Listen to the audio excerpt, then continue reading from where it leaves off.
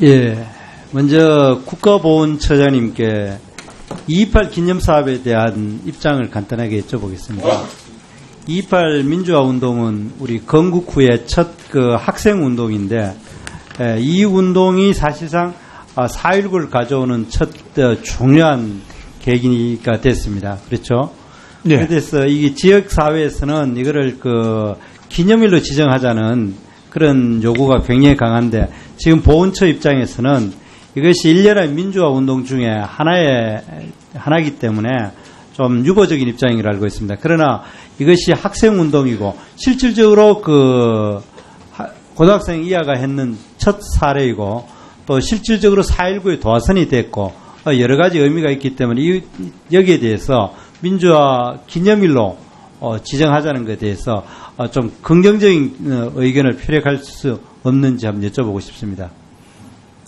예, 지금 의원님 말씀하신 거에 대해서는 저희 충분히 공감하고 또 대구 지역에서 그런 이 제한이 많이 있는 것으로 알고 있습니다. 따라서 이 민주화운동 기념식은 현재 3.15, 4.19, 5.18 이렇게 3개 기념식이 있는데 여기에 더해서 하는 것이 정말 필요한지는 한번 제가 논의를 심층적으로 논의 한번 해보겠습니다. 예, 좀 긍정적으로 학생운동 이 마산 3.15라든지 광주 네. 4.19 자체 주도 세력들이 상당히 다른데 네. 고등학생 이하들이 주도한 첫 사례이고 굉장히 의미가 있기 때문에 한번 긍정적으로 검토를 부탁드리겠습니다. 예, 논의해 보겠습니다. 예. 네, 그다음 공정거래위원장님께 예. 이 가맹사업법에 대해서 말씀드리겠습니다. 예.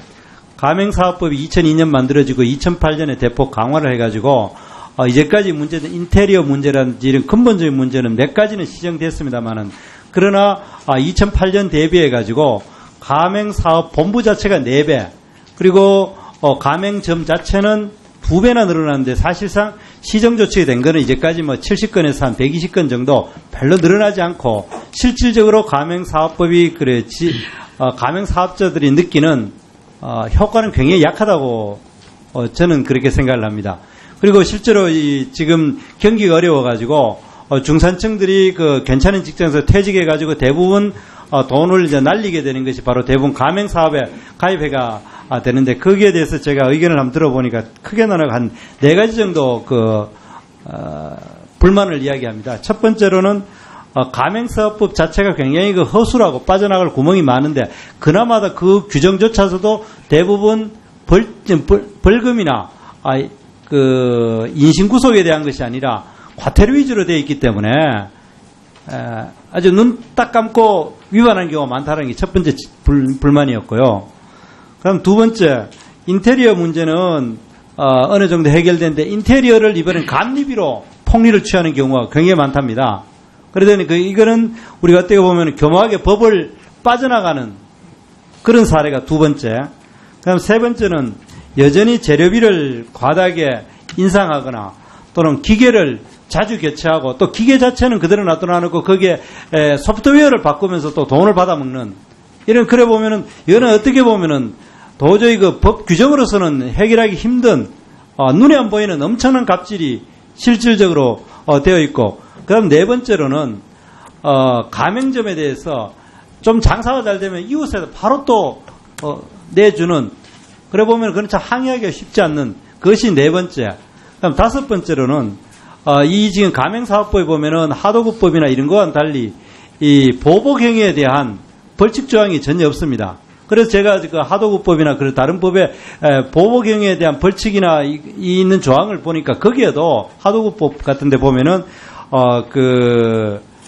이 벌칙 조항이 겨우 과태료 한 1억 정도 그리고 벌금도 3억 이하 아주 적은 그 정도로 가지고는 이 근본적인 문제를 해결하는 데는 굉장히 미흡하다고 생각을 합니다.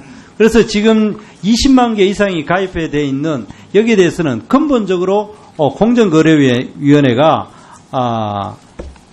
새로운 정말 교묘하게 빠져나가는 갑질이나 법을 우회해 가지고 위반하거나 그다음 눈에 보이지 않는 보복 행위나 이런 것에 대해서 근본적인 개선할 대책이 필요하다고 생각하는데 위원장님 견해를 부탁드립니다. 예, 개선 사항에 대해서는 저희도 이제 일부는 많이 간담회나 이런 걸 통해서 듣고 알고 있습니다. 그래서 지금 제도 개선을 하기 위해서 지금 여러 가지 검토를 하고 있습니다. 다만 이제 마지막에 말씀하신 그 보복 조치 관련해가 하도법에는 있는데 그 가맹법에 없어서 그 부분도 저희가 이제 검토를 하고 있습니다. 그 법 개정을 통해서 조치를 할 수 있도록 하기 위해서 근거 조항을 검토를 하는데요. 그 다만 이제 이 실효성이 없다는 그 말씀은 저희가 그렇지 않고요. 정책적으로 저희가 그 보복 조치를 1회라도 하면은 원 스트라이크 아웃 제도로서 모든 공공 입찰에 참여할 수 없도록 지금 그렇게 금년부터 하고 있습니다. 그래서 실효성이 없지는 않고요. 그런 부분을 가맹법도 같이 적용할 수 있는지 전반적으로 검토를 해보겠습니다. 예.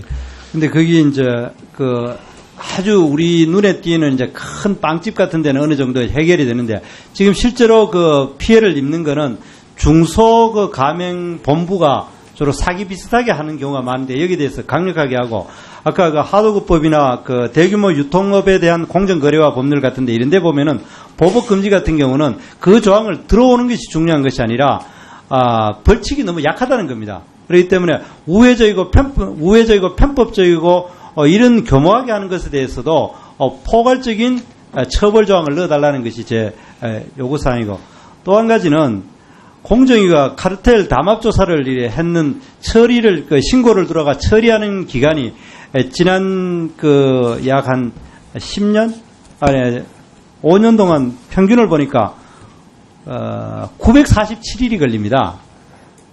그럼 이거는 결국에는 아무 실질적인 효과가 없다는 뜻이고 그래도 그것이 그 이유가 여러 가지 공정거래위원회 실무자들을 물어보면은 인원수가 우리가 너무 많아가 그렇다. 그렇게 담당하는 직원 숫자가 너무 적어서 그렇다. 그런 것도 있지만은 또 한편으로 보면은 이것이 바로 공정거래위원회 근본적인 문제의 전속 보관권을 위할 필요가 있느냐라는 근본적인 질문에까지 가고 있습니다. 그렇기 때문에 이 부분에 대해서 한번 박정보다도 근본적인 개선 대책, 그냥 인력 연역의 인력 문제로 이야기하지 말고 개선 대책이 필요하지 않겠는가? 예, 종합적인 개선 대책 검토해 보겠습니다. 예, 전태욱 의원님 수고하셨습니다. 다음은 오전 마지막 질의입니다. 더불어민주당이 존경하는 전해철 의원님 질의해 주시기 바랍니다.